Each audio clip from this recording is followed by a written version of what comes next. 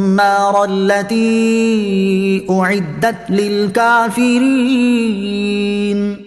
ترجمہ، اور اس آگ سے بچو جو کافروں کے لیے تیار کی گئی ہے، واتقوا النار، اور اس آگ سے بچو۔ حضرت عبداللہ بن عباس رضی اللہ تعالیٰ عنہ نے فرمایا، اس آیت میں ایمانداروں کو تہدید یعنی دھمکی ہے کہ سود وغیرہ جو چیزیں اللہ عز و جل نے حرام فرمائی ہیں ان کو حلال نہ جانے، کیونکہ حرام قطعی کو حلال جاننا کفر ہے۔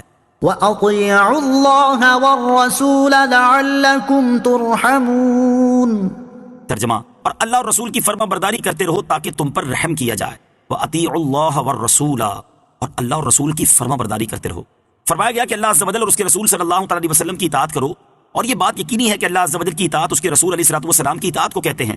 رسول اللہ صلی اللہ تعالی وسلم کی نافرمانی کرنے والا اللہ عز و جل کا فرما بردار نہیں ہو سکتا۔ وَسَارِعُوا إِلَى مَغْفِرَةٍ مِّن رَّبِّكُمْ وَجَنَّةٍ عَرْضُهَا السَّمَاوَاتُ وَالْأَرْضُ أُعِدَّتْ لِلْمُتَّقِينَ۔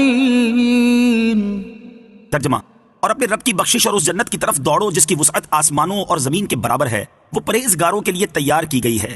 وَسَارِعُوا إِلَى مَغْفِرَةٍ مِّن رَّبِّكُمْ، اور اپنے رب کی بخشش کی طرف دوڑو۔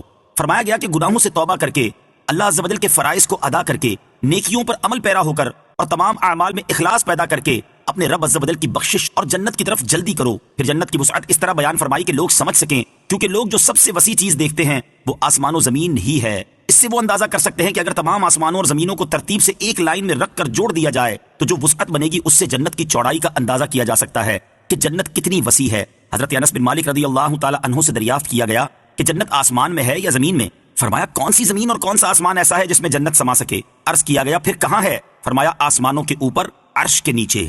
جنت نہایت عظیم الشان جگہ ہے، اللہ تعالیٰ کی رضا اور اس کے دیدار کا مقام ہے۔ قرآن پاک میں جنت کی عظمت کو بکثرت بیان کیا گیا ہے۔ اللہ تعالیٰ اپنے حبیب علیہ الصلوۃ والسلام کے صدقے ہمیں جنت الفردوس میں اپنے پیارے حبیب صلی اللہ تعالیٰ علیہ وسلم کا پڑوس نصیب فرمائے۔ یہ بات بھی سامنے رکھیں کہ اس آیت اور اس سے اوپر کی آیت وَاتَّقُوا النَّارَ الَّتِي أُعِدَّتْ لِلْكَافِرِينَ سے ثابت ہوا کہ جنت و دوزخ پیدا ہو چکی ہیں، اور وہ دونوں موجود ہیں کیونکہ دونوں آیتوں میں ماضی کے زمانے میں جنت و دوزخ کے تیار ہونے کا ذکر فرمایا گیا ہے۔ الذين ينفقون في السراء والضراء والكاظمين الغيظ والعافين عن الناس والله يحب المحسنين۔ ترجمہ، وہ جو خوشحالی اور تنگدستی میں اللہ کی راہ میں خرچ کرتے ہیں اور غصہ پینے والے اور لوگوں سے درگزر کرنے والے ہیں، اور اللہ نیک لوگوں سے محبت فرماتا ہے۔ الذين ينفقون في السراء والضراء، وہ جو خوشحالی اور تنگدستی میں اللہ کی راہ میں خرچ کرتے ہیں۔ آیت مبارکہ میں متقین کے 4 اوصاف بیان کیے گئے ہیں۔ نمبر 1، خوشحالی اور تنگدستی دونوں حال میں اللہ تعالیٰ کی راہ میں خرچ کرنا۔ نمبر 2، غصہ پی جانا۔ نمبر 3، لوگوں کو معاف کر دینا۔ نمبر 4، احسان کرنا۔ راہ خدا میں خرچ کرنے کی ترغیب۔ راہ خدا میں خرچ کرنے کے بارے میں ایک اور مقام پر اللہ تعالیٰ ارشاد فرماتا ہے، وَمَا أَنفَقْتُم مِّن شَيْءٍ فَهُوَ يُخْلِفُهُ وَهُوَ خَيْرُ الرَّازِقِينَ۔ ترجمہ، اور جو چیز تم اللہ کی راہ میں خرچ کرو وہ اس کے بدلے میں اور دے گا، اور وہ سب سے بہتر رزق دینے والا ہے۔ اور ارشاد فرمایا، إن الذين يتلون كتاب الله وأقاموا الصلاة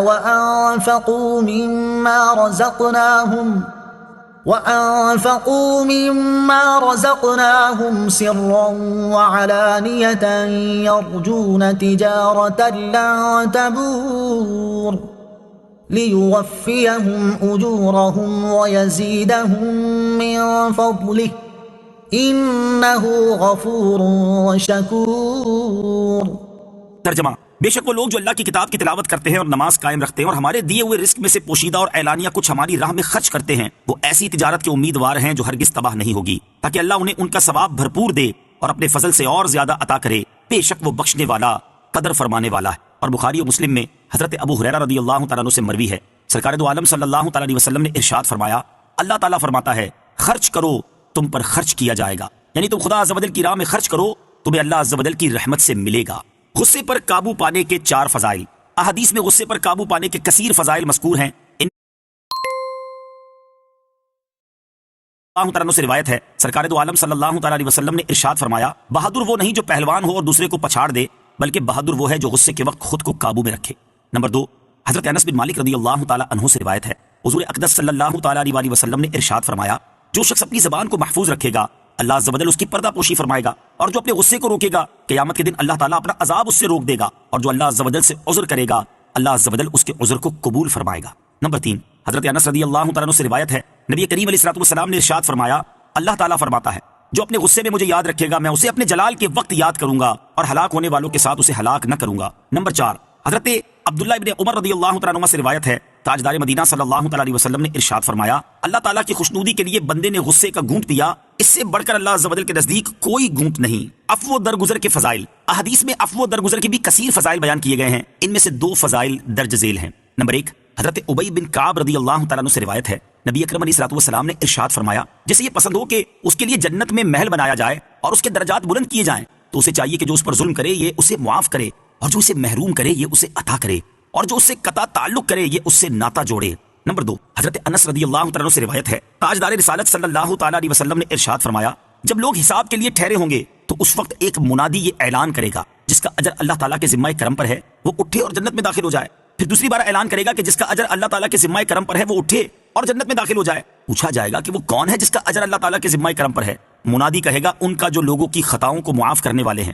پھر تیسری بار منادی اعلان کرے گا جس کا اجر اللہ تعالیٰ کے ذمہ کرم پر ہے وہ اٹھے اور جنت میں داخل ہو جائے، تو ہزاروں آدمی کھڑے ہوں گے اور بلا حساب جنت میں داخل ہو جائیں گے۔